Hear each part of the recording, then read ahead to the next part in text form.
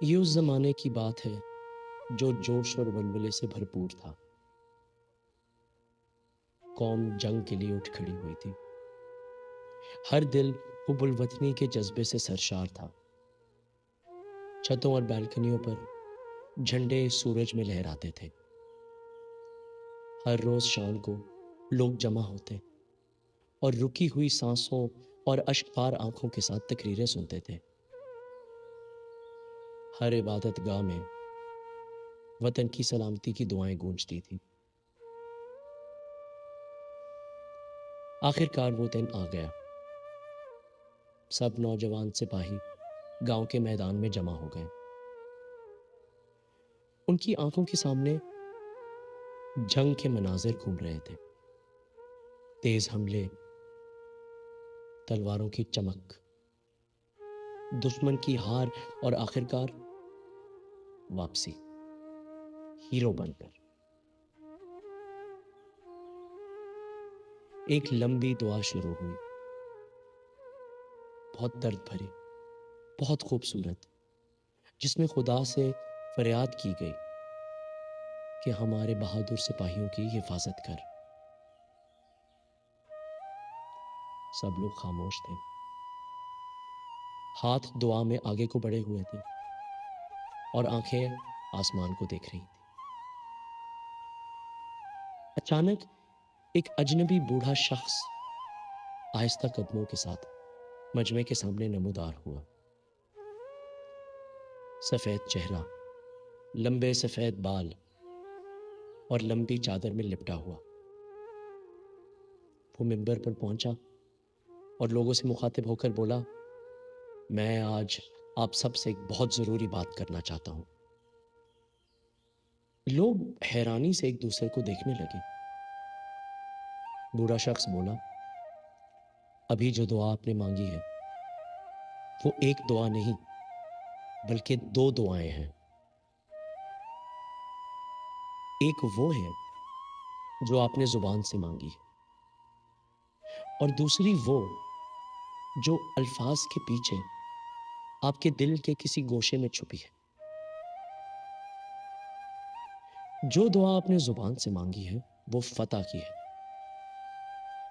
لیکن فتح کے ساتھ ساتھ آپ نے نادانستگی سے کچھ انجانے اور انچاہے انجام بھی مانگ لیے ہیں۔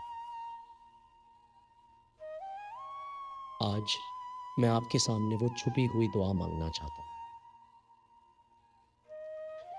بوڑھے شخص نے احترام سے سامنے ہاتھ باندھے اور بولنا شروع ہوا، یا پروردگار، ہمارے سپاہی، ہمارے نوجوان محب وطن، ہمارے جگر کے ٹکڑے آج جنگ کی طرف بڑھ رہے ہیں۔ اپنے گھر کے آنگن کے سکھ کو چھوڑ کر دشمن کو تباہ کرنے جا رہے ہیں۔ یا خدا، ہماری مدد فرما کہ ہم دشمنوں کے جسموں کو اپنے گولوں سے چیتڑوں میں بدل دیں، ان کے لہلہاتے کھیتوں کو ان کے نوجوانوں کی خون سے نہائی لاشوں سے سینچ دیں۔ یا خدا، ہماری مدد فرما کہ ان کے تڑپتے ہوئے زخمیوں کی چیخیں ہمارے توپوں کی گن گھرج کو ڈبو دیں۔ خدا کرے کہ ان کے گھروں کو دہکتی ہوئی آگ نیست و نابود کر دے، کہ ہم ان کی بیواؤں کے دلوں کو رنج و غم سے بھر دیں۔ یا خدا، ہماری مدد فرما کہ ہم انہیں ان کے معصوم بچوں سمیت بے گھر کر دیں، تاکہ وہ اپنے ویران ملک کے بیابانوں میں بھٹکنے پر مجبور ہو جائیں۔ کھلے آسمان تلے، بوسیدہ کپڑوں میں، بھوک اور پیاس میں، گرمی کے شعلہ زن سورج کی تپش اور سردی کی یخبستہ ہواؤں کے رحم و کرم پر۔ یا خدا، ان کی تن بدن اور روح تھکن سے ایسے چور ہو کہ وہ اپنی قبر کو پانے کی دعا مانگے لیکن انہیں وہ بھی نہ ملے۔ یا خدا، یہ سب تو ہماری خاطر کر جو تجھ سے محبت کرتے ہیں۔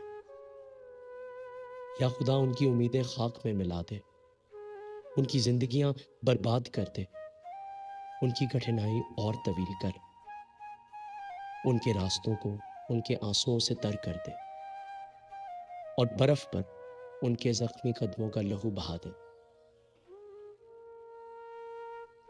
یہ سب ہم تیری محبت میں مانگ رہے ہیں، اس ذات کے نام پر جو محبت کا سر چشمہ ہے، جو ہر مصیبت زدہ اور عاجز دل کی پناہ ہے۔